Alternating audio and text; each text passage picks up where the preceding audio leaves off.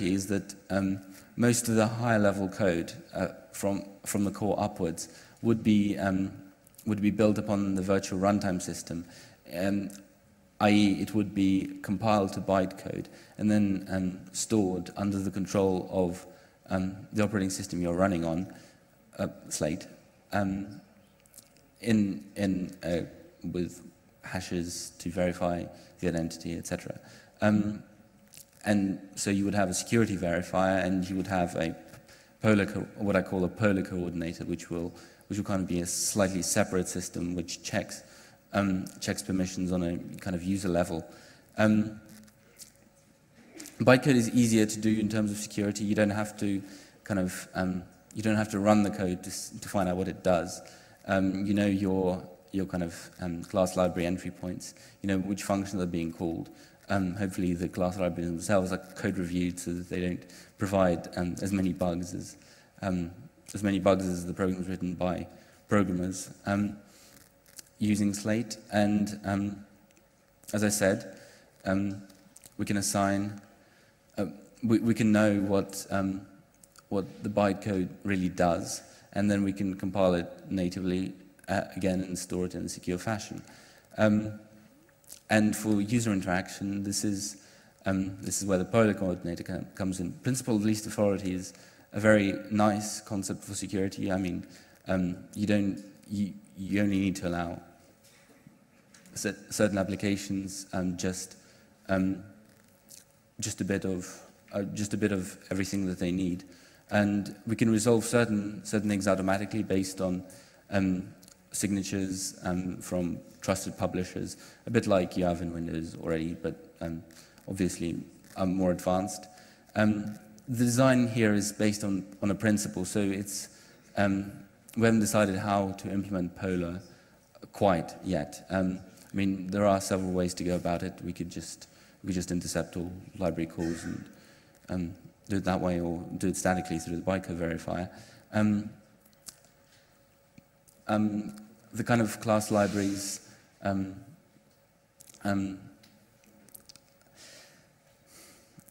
the class libraries would be kind of done in the same .NET style, but hopefully with much less obfuscation and sometimes bloat, and coupled with some high-level languages running on the virtual runtime system, it would prove, we feel, to be a very attractive system for developing applications.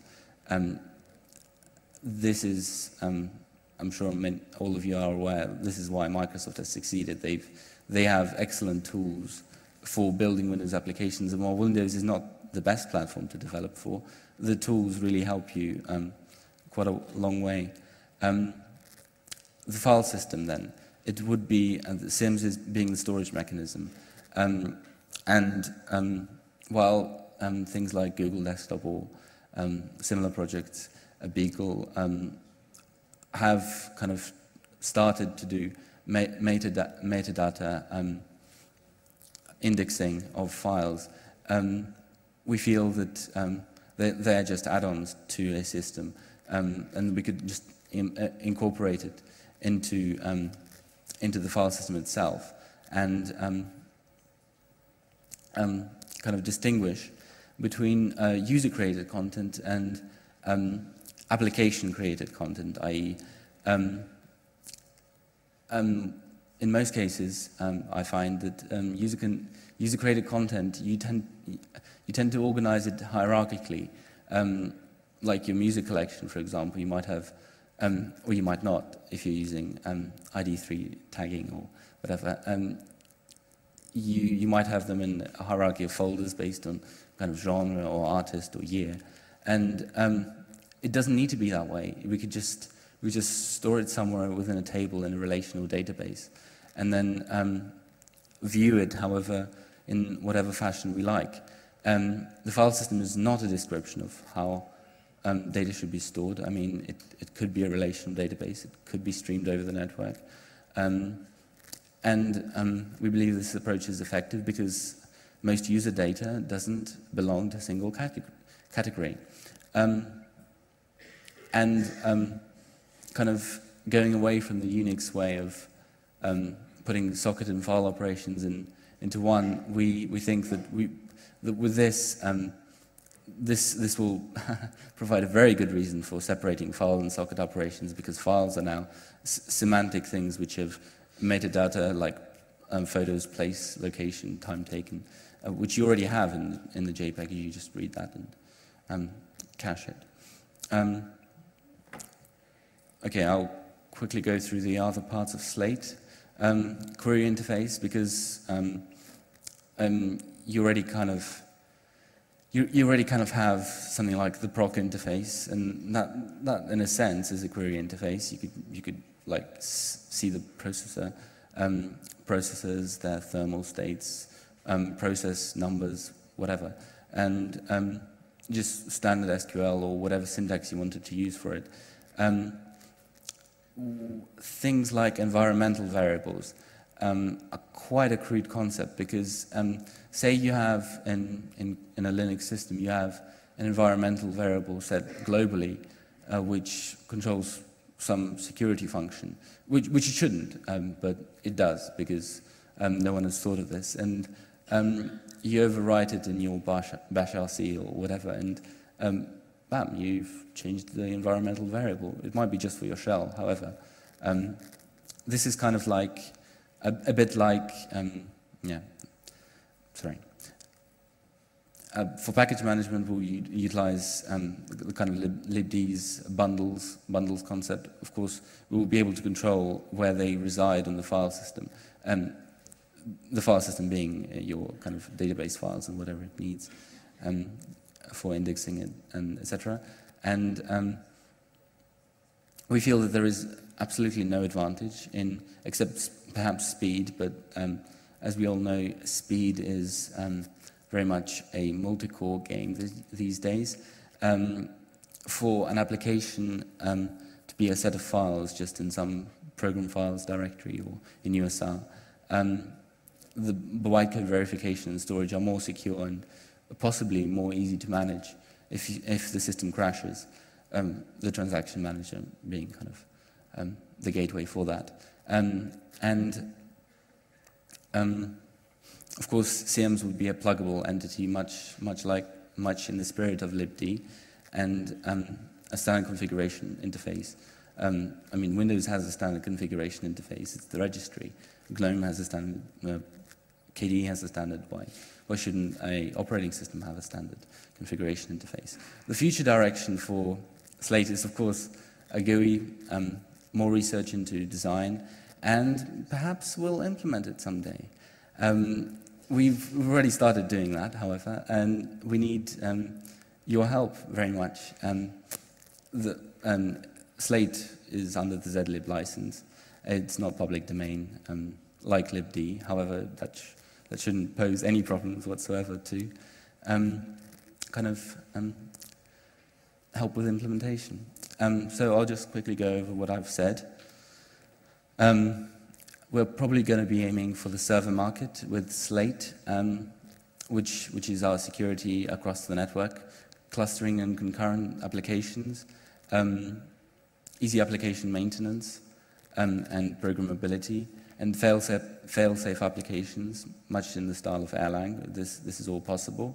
A user programmer benefit by class libraries in a higher level language than C, which, while being extremely good, is sometimes quite a pain to work with if you need to do something complicated. It's an orthogonal environment across different platforms because it runs on current kernels, and hopefully easier to code for than something like C++ and OpenMP. So yes, I've presented libd and the Slate project, which are uncluttered by previous baggage and hopefully provide a more attractive feature set than current systems. And again, I can't reiterate this enough. We need your participation if OS 2.0 Slate will become a reality by the next millennium or whatever. So thank you for listening, and I'll take any questions.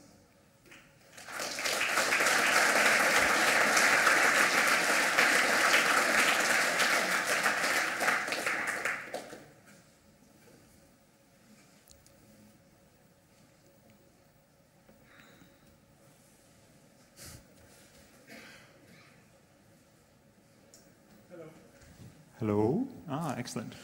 I'm interested in the storage layer. You're talking about it being a database. Now, a relational database is something fairly complicated with an optimizer to run fast. An object database then adds things like lists and pointers and bags and sets. And what you're trying to do here is add inference, which I would expect is an even higher level. So if you want to store what in the Microsoft world would be a 10 megabyte spreadsheet with thousands of cells, how would you represent that and how would you make it go fast? Because one of the design goals is fast. Well, I mean, an Excel spreadsheet is, there are two ways of going about this, well, two obvious ways anyway. One is to actually store the .xls or whatever inside a cell in the database and then just access it, and that should be fairly fast. However, what if you wanted to modify it? We all know that modifying data is, in a relational database, is perhaps a bit slower than trying to access it. And so the other option is, of course, to have another kind of mini relational database representing your table. However, how do you access it? How do you access it now? You just access it and then write it, and you have a cache of disk slashes, and that's that. I'm not sure whether there would be any significant slowdown with our approach. I mean, you could always optimize things away as long as you kind of keep it in memory for long enough for you to do some useful work. Then it should be fine, because then you just be updating it. At least that's how I can see it. Any more?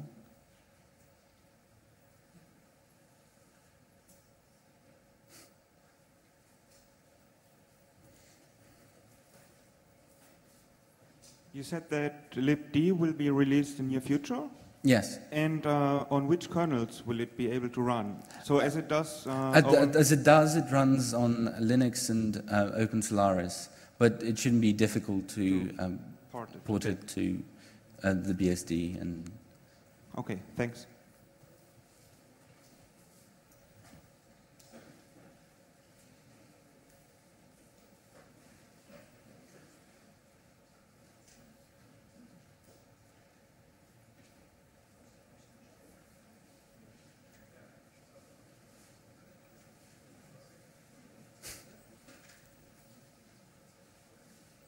Okay, yes.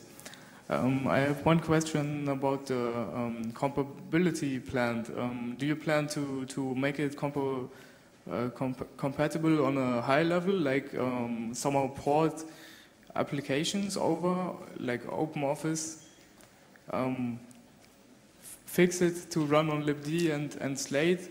Do you think that that's possible, or it is very possible to implement a POSIX a libc emulation layer on top of libd, and it shouldn't be significantly slower than libd itself. However, our team directly won't be doing that, but of course you can take it and do it yourself. It's possible. It's yes. Major problem. It is a major effort to write a libc kind of layer on top of libd, because libc is a big kind of venture. But yes, there's no reason why not. Right. Sure. Plus, existing C code can of course run while Slate doesn't control it. It can just run alongside libd code. They just can't communicate via normal methods of linker, loading, etc.